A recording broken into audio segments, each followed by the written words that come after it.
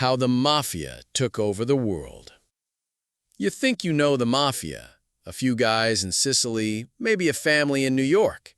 But this isn't just an Italian story. From the neon backstreets of Tokyo to the blood-soaked ports of Mexico, the Mafia has gone global. Networks that span continents, alliances born in war zones, fortunes built on drugs, data, and power. This is the story of how the underworld united and why when you hear Mafia, you picture a fedora, a cigar, and a thick Sicilian accent. That's the myth. But the truth? The most dangerous mobsters today don't look like Hollywood gangsters. They wear suits in Dubai, uniforms in Myanmar, or flip phones in rural Japan. This is the untold story of how crime syndicates in Russia, China, Africa, and beyond quietly merged into a global shadow economy worth trillions. Today, the Mafia is unrecognizable. The rules have changed. The weapons are digital. The reach? Global. Yakuza bosses meet Nigerian kingpins. Cartels use crypto. Russian mobs run cyber attacks from high-rise offices. This is the evolution of organized crime from back-alley protection rackets to billion-dollar empires. From Sicily to Wall Street, from Tokyo's neon-lit alleys to the jungles of South America, the Mafia isn't just a criminal group. It's a global empire, stitched into the fabric of modern civilization. You think you know the Mafia? Fedoras, cigars, and old-school honor? That's just the myth they let you believe. The truth is darker, bigger, and far more organized. They don't just run rackets and drugs, they move billions through banks, shape elections, build real estate empires, and control ports, cities, even governments. This is the real Godfathers. How a secret brotherhood born in the hills of 19th century Sicily transformed into a global shadow network, a journey that begins with blood oaths and ends with offshore bank accounts. From prohibition in the streets of Chicago, to political assassinations in Rome, to silent partnerships with corrupt CEOs in Dubai, they're not in the shadows anymore. They are the system. Welcome to the untold story of how the Mafia took over the world. The golden age of crime. The 1920s changed everything. What started as a brotherhood of peasants and enforcers became a machine of unimaginable wealth and influence. The trigger? Prohibition. America banned alcohol. The Mafia poured it by the barrel. Speakeasies lit up cities. Bootleggers ran liquor from Canada to Cuba. Police looked the other way or took a bribe. It was the perfect storm. High demand, low supply, and a thirst for rebellion. The Mafia delivered and got rich. Chicago, 1920s. Al Capone, Scarface, reigned like a king. He controlled bootlegging, gambling, prostitution, and the police. By age 30, he was a millionaire. The press followed him like royalty. He wore custom suits and drove bulletproof Cadillacs. To many, he was a folk hero. To the authorities, he was a ghost. Capone famously said, "I'm just a businessman, giving the people what they want." But his business was built on blood. The St. Valentine's Day massacre was a message to rivals. Cross me, and you die publicly. While Capone took the spotlight, Lucky Luciano built the empire. He moved beyond bootlegging. He envisioned an underworld without borders, prostitution rings, narcotics, numbers games, all structured with military precision. His commission turned violence into governance. Mafia families now operated like franchises. Each city had a boss, but all answered to the board. You've heard of corporations with human resources. The Mafia had Murder, Inc., a hit squad of Jewish and Italian mobsters run like a paramilitary unit. They handled executions, not emotionally, but efficiently. Uniforms, reports, quotas. Thousands of murders, few arrests, zero witnesses. It was the mob's most terrifying innovation, industrialized death. Then came Vegas, the mob's American dream. Desert land bought cheap, casinos built fast, skimming profits through construction and chips. Tourists flocked, politicians smiled, money flowed. Meyer Lansky, Bugsy Siegel, mobsters who looked like Wall Street execs, turned sand into gold. And behind the neon lights, millions laundered clean. The Mafia didn't just control Vegas, they became Vegas. The Mafia found a new weapon, labor. By infiltrating unions, like the Teamsters, they gained power over docks, trucks, buildings. No cement, no city. No trucks, no supply. Jimmy Hoffa, the Teamster King, played both sides. Some say he was a patriot. Others say a puppet. He vanished in 1975. They never found his body. Coincidence? Not in this world. Even the movies weren't safe. Mafiosi financed films, controlled projectionist unions, shaped what could be shown and not. They even inspired icons like Vito Corleone, Tony Montana, and Tommy DeVito. Hollywood told their story with a smile, but behind every camera, real blood. Vegas wasn't enough. The Mafia expanded to Havana, pre-Castro Cuba, a tropical casino paradise. The Bahamas, tax shelters and offshore banks. South America, drug money in, laundered dollars out. Casinos were perfect. Money came in clean, left dirty. The house always won, and the Mafia owned the house. Then came heroin, the French Connection, Sicilian ports, Turkish morphine, labs in Marseille, distribution in New York. Profits exploded. So did addiction. But drugs brought heat. Politicians demanded action. The Mafia adapted, moving supply lines further underground, using mules, submarines, even diplomatic channels. By the late 1960s, the Mafia was at its height, untouchable, global. They had friends in Congress, judges on payroll, informants in the FBI. They laundered billions through fake companies and foreign banks. And they still solved problems the old way, with lead and silence. But the golden age couldn't last forever. Behind closed doors, a new enemy was rising: technology. The golden age of the Mafia in America was only the beginning. As the 20th century roared on and America cracked down on organized crime at home, the families did what any good business would do under pressure. They expanded. Like a virus, the Mafia's model of control, silence, and corruption began to replicate far beyond the streets of New York or the alleys of Chicago. This wasn't just criminal migration.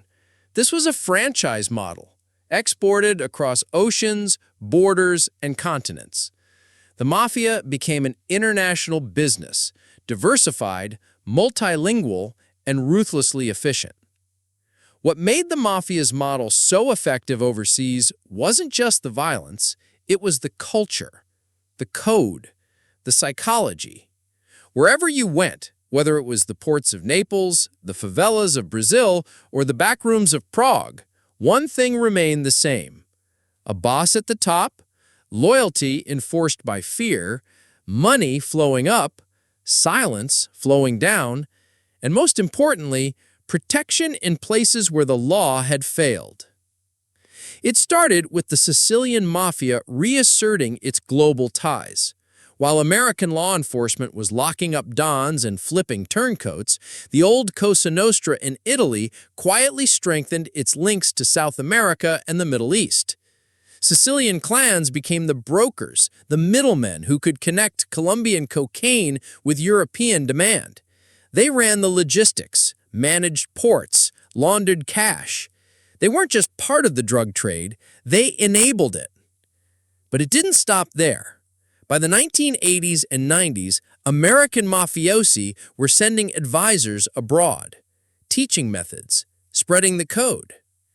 In Venezuela, mafia networks collaborated with local cartels to traffic guns and methamphetamines. In Canada, Montreal became a hotbed for Sicilian influence. The Rizzuto crime family, with deep roots in Palermo, ran one of the most international and dangerous syndicates on Earth. In Australia, Italian mob cells linked with outlaw biker gangs and Chinese triads, taking over ports and shipping routes in Sydney and Melbourne. In Nigeria, cybercriminals and oil pirates began to adopt hierarchical structures straight from the Mafia playbook. A consigliere here, an enforcer there. Even in war zones, from Kosovo to Afghanistan, the mob's methods, not their flags, were the most enduring exports. The reason it spread wasn't because the Mafia was uniquely Italian. It was because the model worked. Anywhere that the system was weak, corrupt, or stretched thin. In countries plagued by poverty or instability, the Mafia didn't need to threaten. It offered what the government could not: a job, a favor, a gun, a way out. The initiation rites may have looked different, the names may have changed, but the bones of the thing, identical. And while some mafias operated in secret, others, like the Yakuza in Japan, functioned openly with headquarters, business cards, and lawyers. In a world going global, crime went global too. And the Mafia wasn't dragged into it. They led it. If cocaine was the drug of choice in the Americas, heroin was Europe's poison. And no one understood that better or profited from it more than the Sicilian Mafia. In the shadows of Palermo, in seaside towns like Trapani and Castellammare del Golfo, a new kind of mafia was rising, one that was no longer interested in tradition or honor, but in something purer, deadlier, and infinitely more profitable: heroin. This was the age of la raffineria, the refineries, small laboratories tucked into the hills of western Sicily, where raw morphine from Turkey and the Middle East was cooked into potent white powder. These weren't just labs, they were temples of chemistry, guarded like fortresses, and they had one primary customer: the American market. At the center of it all was one of the most powerful and secretive operations in Mafia history: the pizza connection. On the surface, it looked like a chain of ordinary Italian restaurants across New York, Chicago, and the Midwest. Family-owned, warm, inviting. But behind the counters, heroin. Hidden in tomato cans, stuffed in crates of cheese, mixed in with vacuum-sealed salami. Tons of it, smuggled across oceans, funneled into streets, sold to millions. And the profits? Cleaned through offshore banks in Luxembourg, Liechtenstein, and Panama. It was genius. It was simple. And for years, it was invisible. Until it wasn't. In the early 1980s, U.S. and Italian investigators began to piece together the clues. Wiretaps in Sicilian dialect, financial records in Switzerland, a single fingerprint on a heroin bag. It all led back to a quiet but brutal boss in Sicily, Gaetano Badalamenti. He wasn't flashy, didn't crave attention, but he controlled one of the largest heroin pipelines in human history. When the feds finally cracked the case in 1985, it exploded like a bomb. The Pizza Connection trial became the longest criminal trial in U.S. history at the time, lasting nearly 16 months. In the courtroom, prosecutors exposed a $1.6 billion heroin empire stretching from Afghan poppy fields to Bronx back alleys. Sicilian dons were shown to be the real global players, not just killing in alleys, but manipulating world trade, currency, and foreign relations. But the cost of exposure was steep, not just for the Mafia, but for Sicily itself. As the heroin trade expanded, so did the violence. The old-school dons, men of honor and hierarchy, were replaced by younger, more brutal killers, like Salvatore Toto Riina of the Corleonese clan. Riina wasn't just a boss, he was a butcher. He waged war, not just on rival gangs, but on the state itself. Judges, prosecutors, journalists, even priests, no one was safe. In 1992, two of Italy's most beloved anti-mafia crusaders, Giovanni Falcone and Paolo Borsellino, were assassinated within weeks of each other. Falcone was blown up with half a ton of explosives on a highway near Palermo. Borsellino was killed by a car bomb outside his mother's home. Italy erupted in outrage. Millions protested. The Mafia, for the first time, had gone too far. But even then, the heroin didn't stop flowing. Even as arrests mounted, even as bosses were jailed, the machine had already been built. The heroin empire of Sicily was no longer just a criminal operation, it was a multinational enterprise linked to Afghanistan's poppy fields, Southeast Asia's Golden Triangle, and the corridors of European banking. The world had changed. And so had the Mafia. While the Sicilian Mafia was reshaping Europe and America, halfway across the globe, another ancient criminal order was thriving, the Yakuza. With roots tracing back centuries, the Yakuza weren't just gangs.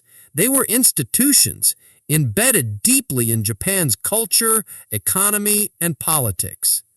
Unlike their Italian counterparts, who often operated in shadows, the Yakuza walked openly, flaunting tattoos, traditional rituals, and even offices with business cards. Their power was broad, running the construction industry, controlling gambling and entertainment, managing real estate and finance, and enforcing order in chaotic districts. And they did it with a code as strict as Cosa Nostra's omerta: loyalty, honor, silence. In the 1980s and 90s, as globalization accelerated, the Yakuza began connecting with international crime syndicates.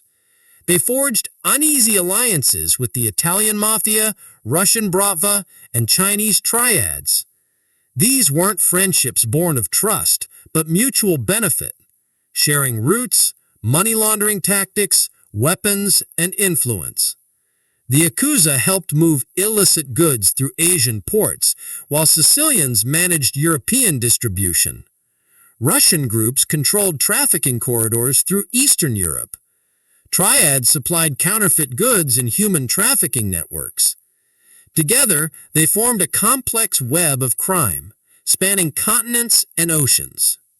One of the most striking collaborations was the Asia-Europe pipeline for drugs and weapons, a route that linked Afghan opium fields to Tokyo's nightlife and European nightclubs. The Yakuza's expertise in finance helped clean dirty money through Japan's banks and shell companies. Italian mafia bosses admired the Yakuza's discipline and ability to work within the system, a contrast to their more violent and chaotic history. But not all was smooth. The Yakuza operated with a sense of public image and influence, occasionally providing disaster relief or charity, hoping to maintain a semi-legal status. The Italians were often more... While the Sicilian Mafia and the Yakuza expanded their empires, another force was exploding onto the global crime stage: the Latin American drug cartels. From the jungles of Colombia to the mountains of Mexico, the narcos built fortunes and armies that rivaled governments. Yet, despite fierce rivalries, they forged uneasy but lucrative partnerships with old-world mafias. The mafia's strength was in organization, money laundering, and political influence. The cartels brought vast production and supply of cocaine and heroin. Together, they created a symbiotic relationship, one that fueled the global drug trade for decades. In the 1970s and 80s, Colombian cartels like Medellin and Cali rose to power. Their cocaine flooded the U.S. and Europe, but getting product to market required infrastructure. That's where the mafia stepped in. Sicilian and American mobsters controlled many ports, warehouses, and financial hubs. They provided security, managed shipments, and laundered billions in cash. The Mafia's reach into unions and shipping industries ensured cargo sailed uninterrupted. In return, the cartels paid protection fees and shared profits. But these alliances were fragile.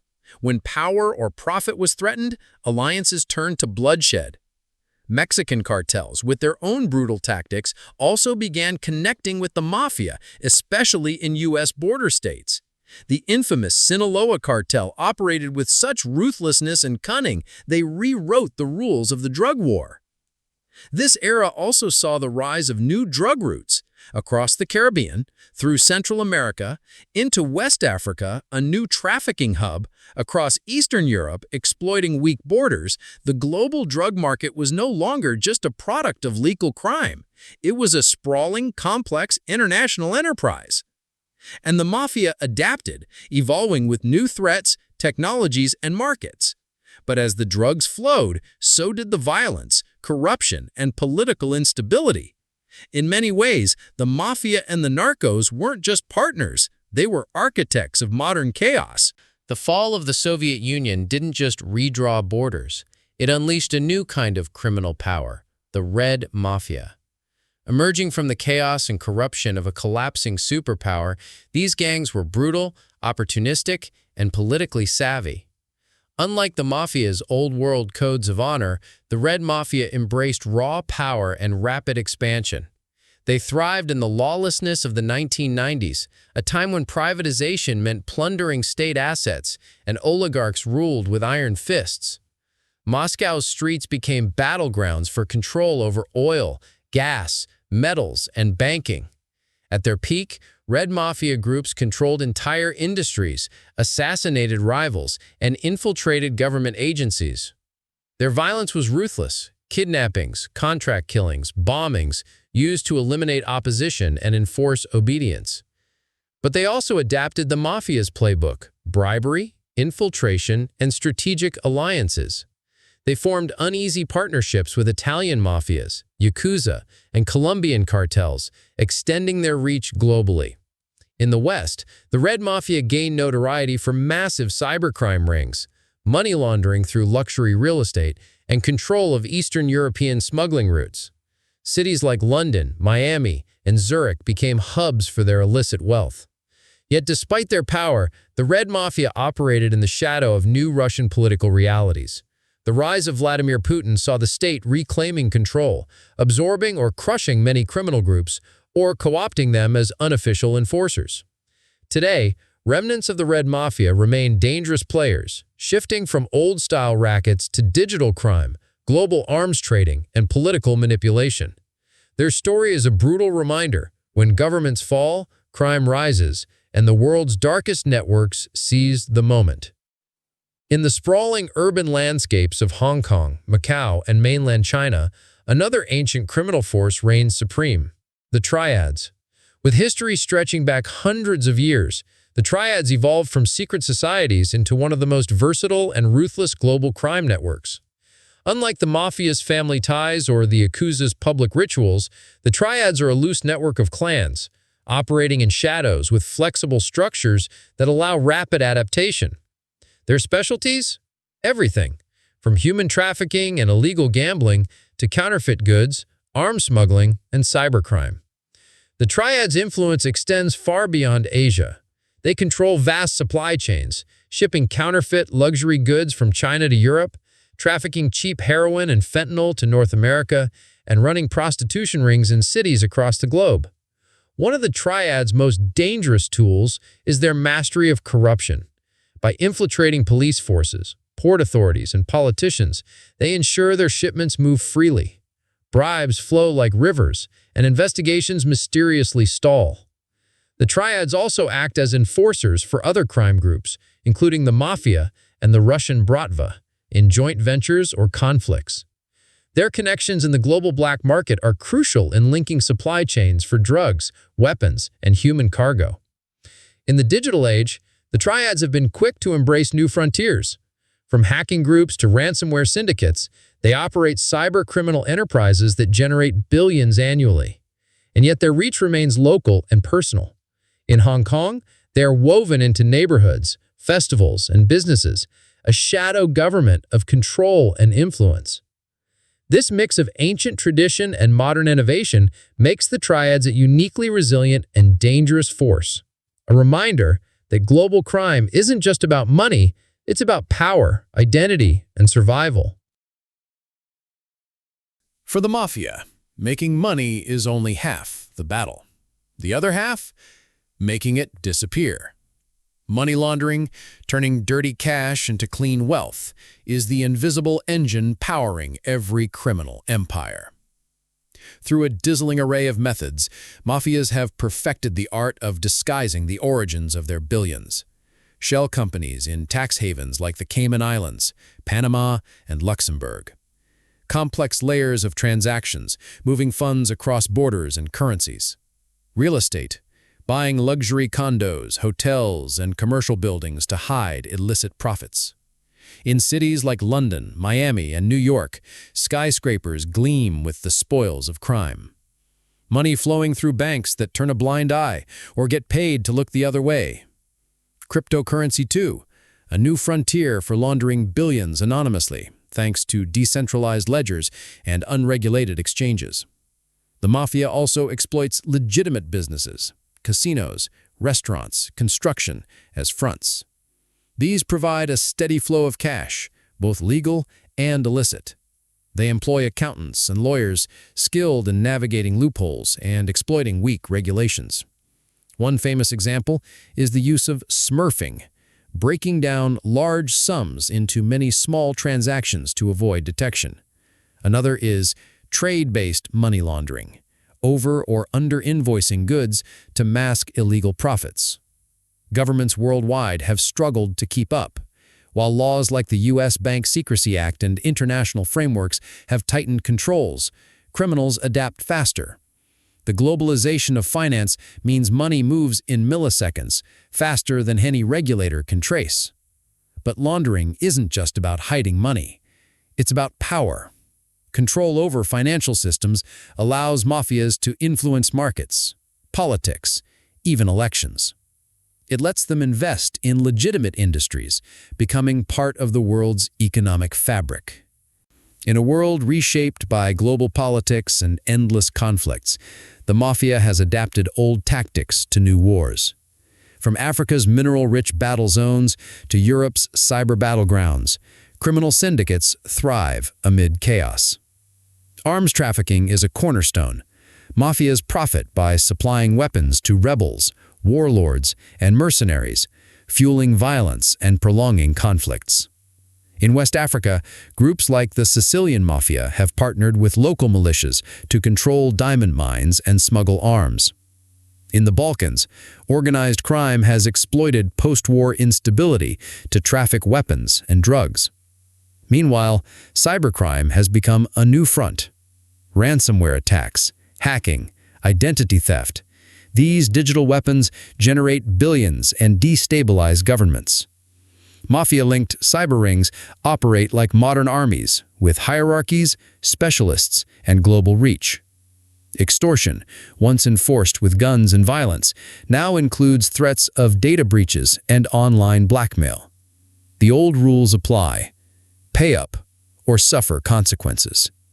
In many ways, modern wars are extensions of the Mafia's historical tactics: control, intimidation, and profit. But the battlefields have changed, and so have the tools. Behind every public leader, every politician, and every official, there often lies a shadow world where power is bought, sold, and manipulated. The Mafia doesn't just threaten governments, it becomes the government, pulling strings from the shadows with a deft, invisible hand. One of their most powerful tools is drug trafficking. By flooding neighborhoods with addiction, the Mafia creates dependency, not just among users, but in officials desperate to avoid scandals or pressure. Drugs become leverage, a currency of control, not just profit. But drugs are only the beginning. The Mafia's influence spills into the world's most beloved and lucrative sport, football. Clubs, players, and even referees have been bought or threatened to sway matches, launder money, or settle scores. In some countries, owning a football club is the ultimate power play, a public front to build influence, connect with politicians, and mask illegal activity.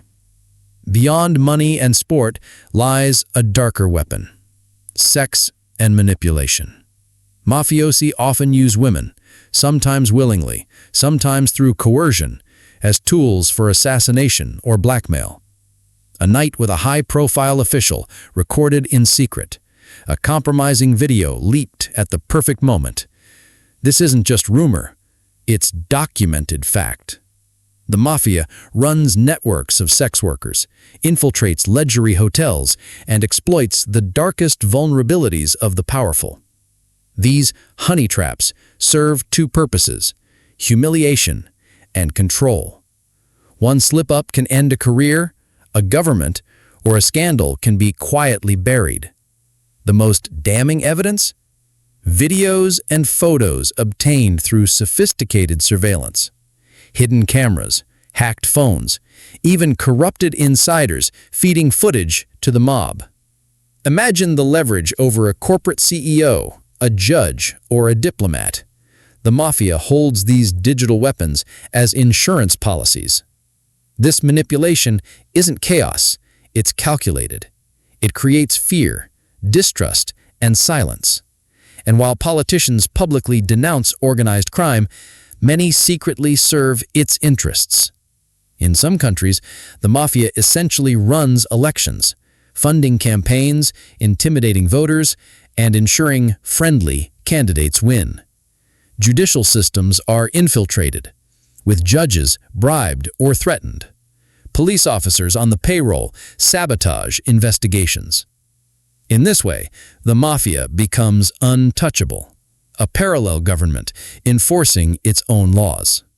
Its reach is so extensive that entire regions depend on its protection and networks. As the world hurtles deeper into the digital age, the Mafia has evolved yet again, stepping into a new arena: cyberspace. Gone are the days when muscle and street corners ruled. Now, power lies in code, servers, and encrypted networks. The digital Mafia operates with ruthless precision. Cybercrime rings, often run or sponsored by traditional crime families, launch ransomware attacks that can cripple cities and corporations. Phishing schemes siphon millions. Cryptocurrency thefts move untraceable fortunes. They exploit the anonymity and speed of the internet. They hide behind layers of encryption, proxies, and dark web marketplaces. Law enforcement agencies face an uphill battle, struggling to keep pace with evolving technologies and global jurisdictional challenges. Yet, the digital Mafia is more than just hackers and scammers. It's a fusion of old and new. Traditional mafiosi have partnered with tech-savvy criminals, combining street-level muscle with digital expertise. They leverage money laundering schemes with cryptocurrencies, investing in legitimate tech startups as fronts. The result? A hybrid empire, part 20th century racketeering, part 21st century cyber warfare. And as artificial intelligence, machine learning, and quantum computing emerge, the stakes grow even higher. The Mafia isn't just adapting, they're innovating. In this new frontier, the battle lines are drawn not on streets or battlefields, but in data centers, blockchain ledgers, and virtual worlds. The Mafia's oldest code, secrecy, loyalty, fear, still applies, but now it's enforced with keystrokes and code, not just guns and whispers. From the hills of Sicily to the servers of Silicon Valley, the Mafia's journey continues, a story of power, survival, and reinvention. A reminder that, as technology advances, so too do the shadows that thrive beneath. Yakuza, Camorra, triads, inside the world's deadliest crime families. When you hear the word Mafia, what image springs to mind? A man in a fedora, a cigar in hand, speaking in hushed tones about honor and loyalty? What if I told you that this image, while iconic, is just the tip of a vast global iceberg. The truth is, the Mafia isn't just Italian. Across continents and cultures, secret crime families thrive in the shadows, some with traditions as old as time, others more ruthless and sprawling than you ever imagined. Today, we're diving deep into the world's deadliest crime families, from Italy's notorious Camorra and Cosa Nostra to Japan's enigmatic Yakuza, from China's secretive triads to the violent and sprawling drug cartels of Mexico. Each one has its own code, its own rituals, its own rules, but all share one thing in common: power. Italy's Mafia: blood, family, and honor. Italy's Mafia is the original blueprint, the prototype for organized crime worldwide. Born in the dusty hills of Sicily, these groups formed as protectors of local interests, but soon morphed into something far darker. The Cosa Nostra, known simply as the Thing of Ours, operates with a chilling code of silence called omerta. Breaking it means death. Their power is built on family ties. Loyalty isn't just expected, it's demanded. Rituals seal these bonds: blood oaths, secret handshakes, and even ceremonial finger cuts. The Mafia controls entire neighborhoods through intimidation, protection rackets, and illicit businesses. But they're not just criminals, they're political players. From the local mayor's office to the national parliament, the Mafia's influence seeps into every corner of Italian society. The Camorra, based in Naples, operates similarly, but with more decentralized clans, often fighting among themselves for turf. Despite arrests and crackdowns, these groups persist, their roots so deep it's nearly impossible to eradicate them. Japan's Yakuza, the tattooed shadows. Across the ocean lies the Yakuza, Japan's organized crime syndicates, a blend of brutal gangsters and strangely open businessmen. Unlike the Mafia's secrecy, Yakuza members often operate openly, with offices in city centers and public community events. Their bodies tell stories. Intricate tattoos called irizumi cover them from neck to toe, each symbol carrying meaning about their identity and rank. Rituals here are equally severe, including yubitsumi, the self-amputation of a finger to show apology or loyalty. Yakuza groups control illegal gambling, human trafficking, and protection rackets, but also have ties to legitimate businesses and politics. Despite their criminal reputation, some even see themselves as protectors of traditional Japanese values, maintaining order in chaotic urban landscapes. China's triads: secrets, symbols, and shadows. The triads date back hundreds of years, originating as secret societies during China's dynastic upheavals. Today, they are sprawling criminal networks operating worldwide, from Hong Kong to Toronto. Their hierarchies are complex, leaders with grandiose titles, secret hand signs, and coded language. Triads engage in everything from drug trafficking and human smuggling to cybercrime and counterfeit goods. Their operations are highly organized, often blending legitimate businesses as fronts. Despite international law enforcement efforts, the triads continue to expand, fueled by globalization and the internet. Mexico's cartels: the drug lord's empire. While not traditionally called Mafia, Mexico's drug cartels operate with a level of violence and sophistication that rivals any crime family. From Sinaloa to Jalisco, these groups have turned narcotics trafficking into a multi-billion-dollar enterprise. They use brutal tactics, kidnappings, public executions, and widespread corruption to maintain control. They also diversify, moving into human trafficking, fuel theft, and illegal mining. Cartel warfare and impact. Mexico's drug wars have killed tens of thousands. Territorial disputes spark brutal battles. Public displays of violence are meant as warnings. But the impact is far more profound, destabilizing governments and creating humanitarian crises. We've peeled back the layers of some of the world's deadliest crime families. Which story shocked you the most? Let me know in the comments. If you're still curious, hit that like button and subscribe. Next, we'll uncover how these families built their empires in ways you'd never expect. Stay tuned. Power is not just muscle and fear. True power is money, the kind that buys influence, shapes governments, and turns criminals into kings. The Mafia and its global counterparts didn't just survive by violence, they thrived by mastering the art of finance and infiltration. Money laundering, cleaning dirty cash. Money laundering is the lifeblood of organized crime. The Yakuza, triads, and Italian mafias all use sophisticated methods to clean their billions. Fake companies, offshore accounts, shell corporations, all masks for illicit funds.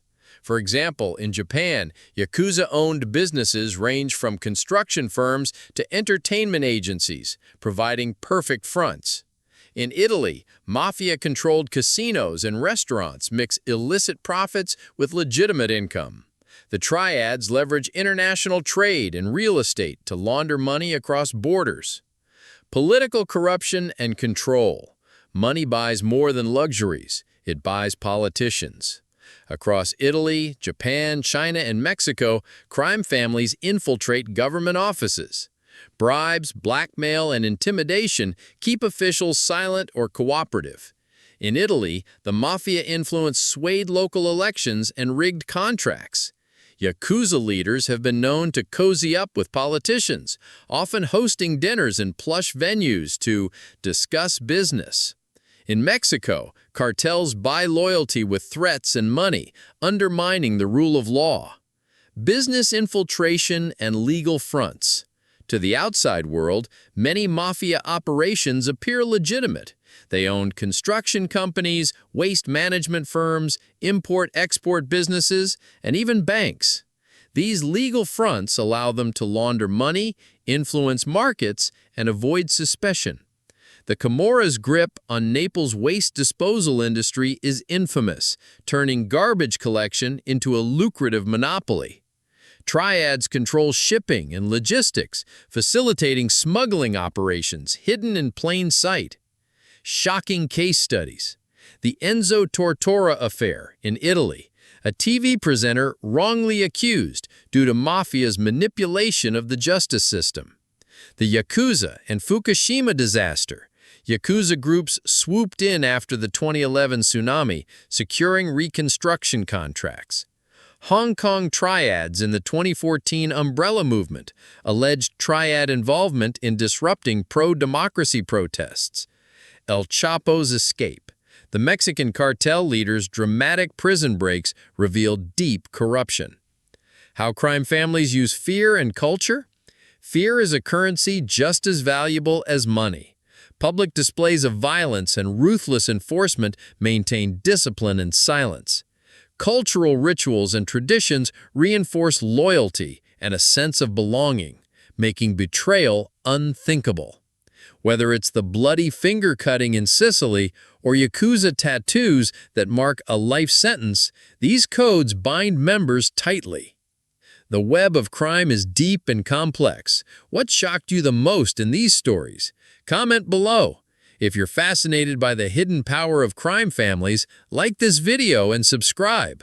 Up next, we reveal the Mafia's surprising impact on popular culture and how it shapes what we watch and read.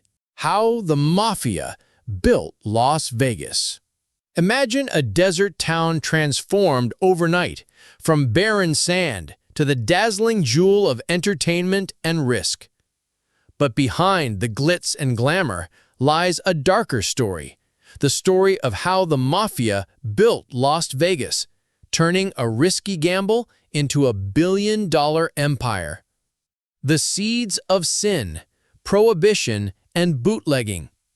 The 1920s brought a nationwide ban on alcohol. A thirst for forbidden liquor created a lucrative black market. Enter the Mafia. Bootleggers smuggled whiskey and gin across state lines, bribing law enforcement along the way. Speakeasies flourished, secret clubs where jazz filled the air and the drinks flowed freely. This illegal fortune became the Mafia's bankroll for bigger dreams. Visionaries of vice, Bugsy Siegel and the Flamingo. Benjamin Bugsy Siegel wasn't just a gangster, he was a visionary. Siegel saw potential in the Nevada desert, a place where gambling was legal and untapped. In 1946, he opened the Flamingo, the first luxury casino on the Strip.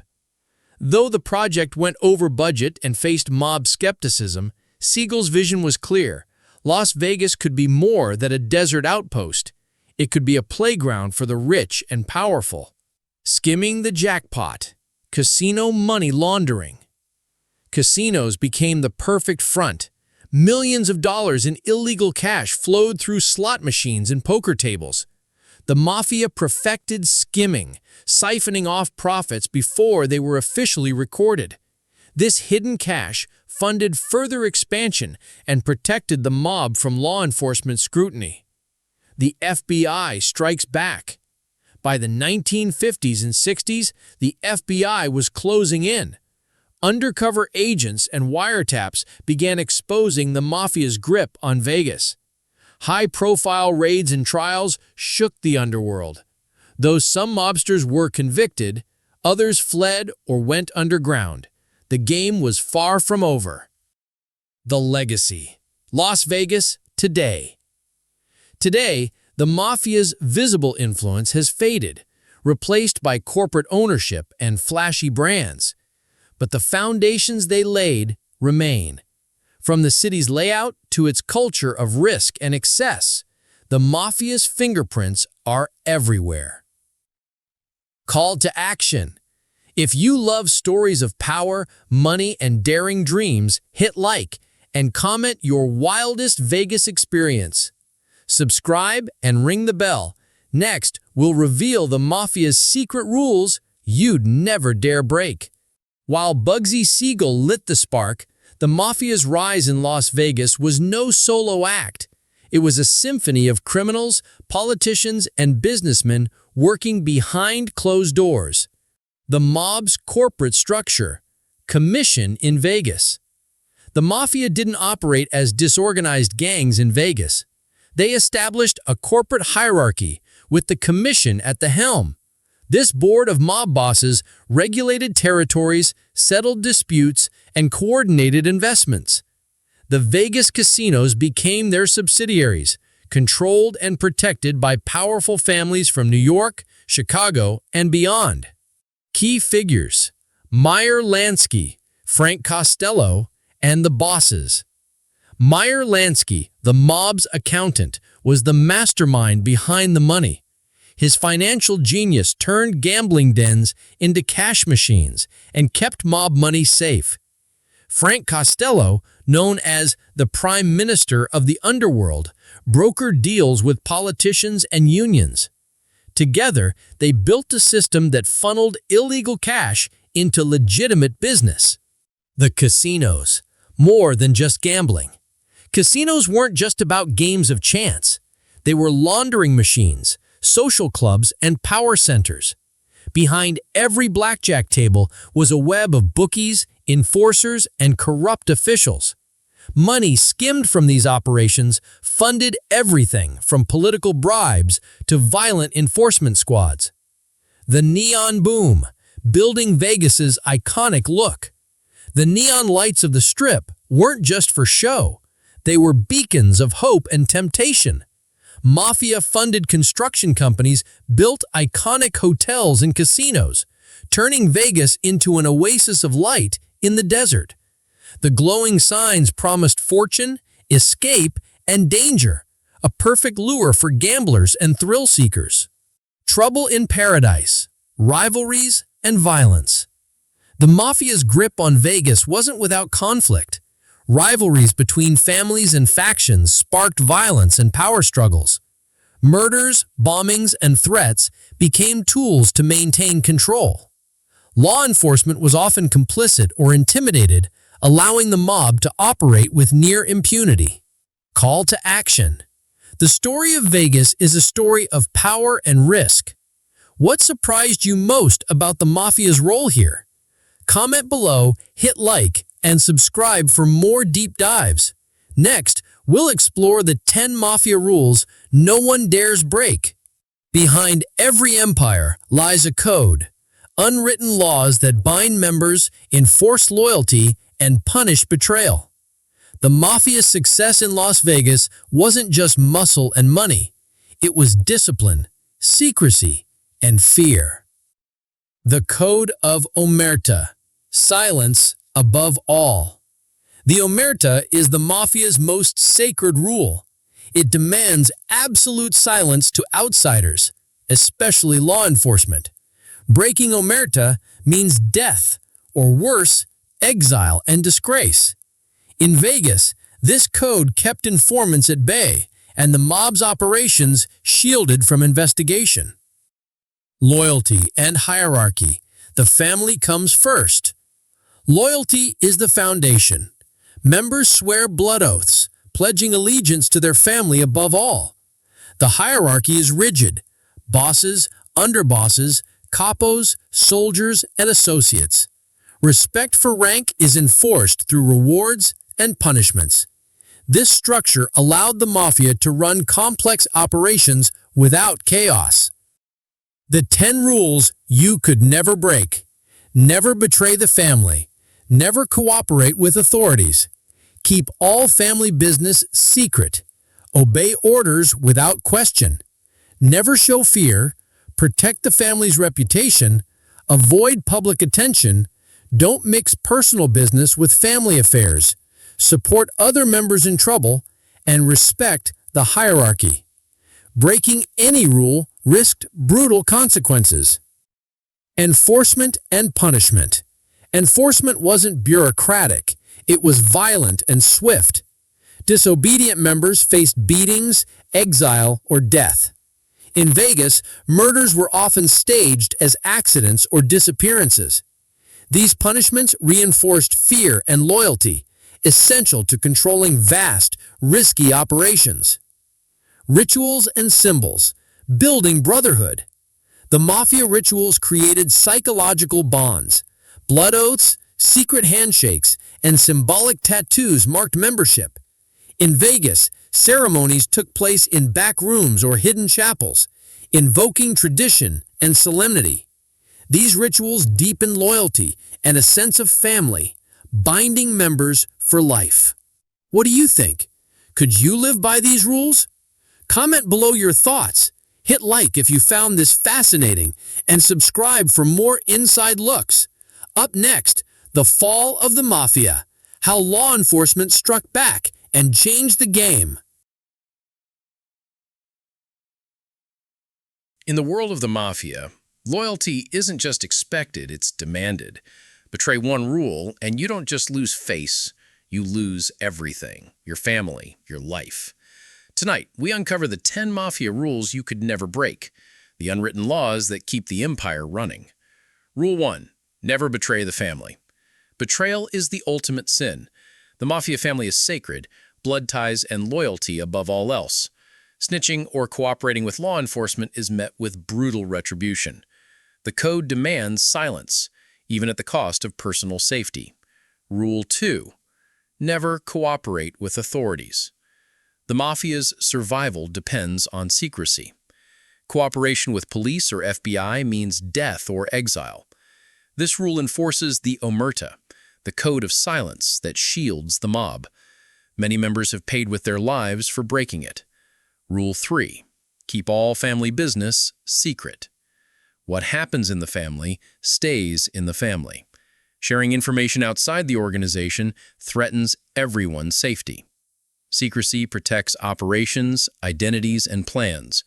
Breach of this rule often leads to permanent exile or worse.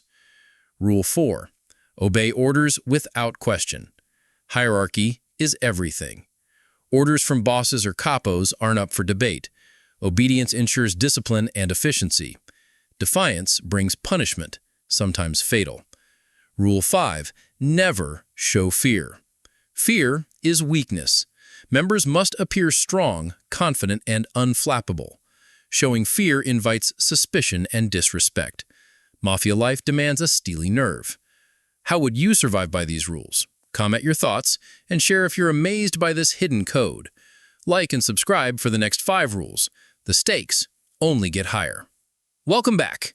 Now, let's dive into the second half of the Mafia's ironclad code, rules that keep the family tight and the empire unshakable. Rule 6. Protect the family reputation. Reputation is everything. A single scandal or weakness can unravel decades of power. Members are expected to act with honor, or at least the appearance of it. Violations lead to swift action, sometimes public punishment, to send a message. Rule 7. Avoid public attention. Mafia life is about invisibility. Flashy displays and reckless behavior invite unwanted scrutiny. Members are taught to blend in, live quiet lives, and avoid the spotlight.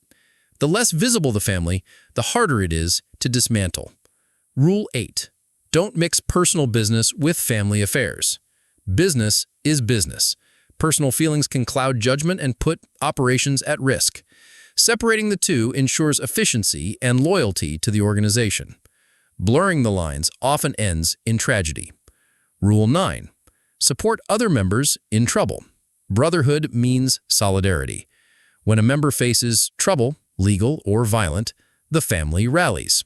Whether it's financial support, protection, or silence, the bond is unbreakable.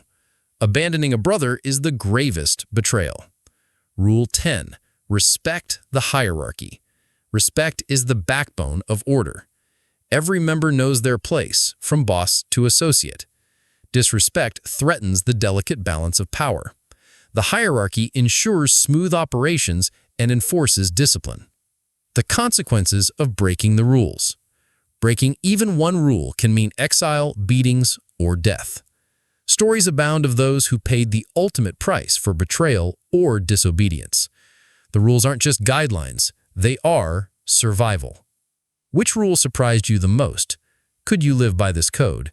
Comment below, smash that like button, and subscribe for more deep dives into the secret world of organized crime. As we come to the end of this journey into the secret world of the Mafia, it's worth asking, why has this shadowy brotherhood endured for over a century, surviving wars, law enforcement crackdowns, and cultural shifts? The answer is complex, but at its core, it's about support, structure, and a kind of brutal respect. The Mafia's longevity, a network built to last.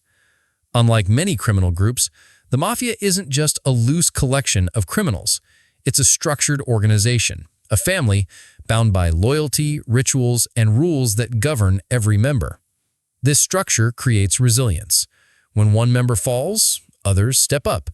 When the law cracks down, they adapt. The Mafia is less a fleeting criminal gang, more a shadow society, one that weaves itself into the very fabric of communities. They provide support, financial, social, and even sometimes protection to their members and their families. This loyalty is not just about crime, it's about identity, belonging, and survival. This network effect means the Mafia's roots run deep, reaching into politics, business, and everyday life in ways that are often invisible, yet powerful. The importance of the Mafia in the underworld. Many see the Mafia as simply ruthless criminals, but beneath that surface is a group that, in a way, performs a role no one else dares. They do the dirty work, enforcing rules, settling disputes, and managing territory when no one else will. For all their violence and intimidation, they maintain an order in the chaos, a code that, however dark, governs behavior in the underworld. They fill a void, an unofficial authority that commands respect and fear. This is why they are both reviled and, in a twisted way, relied on. A personal reflection. Why am I fascinated by the Mafia? I have to be honest with you. Personally, I'm fascinated by the Mafia. Not because I glorify violence or crime, but because I respect the brutal honesty of their world. They take on the dirty work no one else can, navigating a dangerous world where trust is scarce and survival is uncertain. In a way, they reveal something raw and real about human nature: power, loyalty, fear, and family. Studying them helps us understand not just crime, but society itself. Why I need your help. Creating videos like this takes a lot of time, research, and resources. If you've found value or fascination in this deep dive, please support the channel. Like, share, and subscribe to help us grow. Your engagement tells me what you want to see next and helps bring these stories to light. If you want to go deeper, consider supporting via Patreon or other platforms where we can create even more detailed content, explore new angles, and bring you exclusive behind-the-scenes research. What's next? The story doesn't end here. The Mafia continues to evolve. New players enter the game, old codes adapt, and the fight between law enforcement and organized crime goes on. Together, we'll uncover those hidden stories, the untold truths, and the complex realities behind the headlines. Final thought. The Mafia is a mirror, a reflection of the darkest and most resilient parts of human society. Understanding them doesn't mean condoning their actions. It means acknowledging their role in the world. And through understanding, we find insight, caution, and sometimes unexpected respect for the forces that shape our history. If you want to support this journey, help me tell these stories, and dive into more hard-hitting topics, please hit like, subscribe, and ring that notification bell. Share your thoughts below. What fascinates you most about the Mafia? What would you want to see next? Thank you for watching. Stay curious, stay aware, and I'll see you in the next video.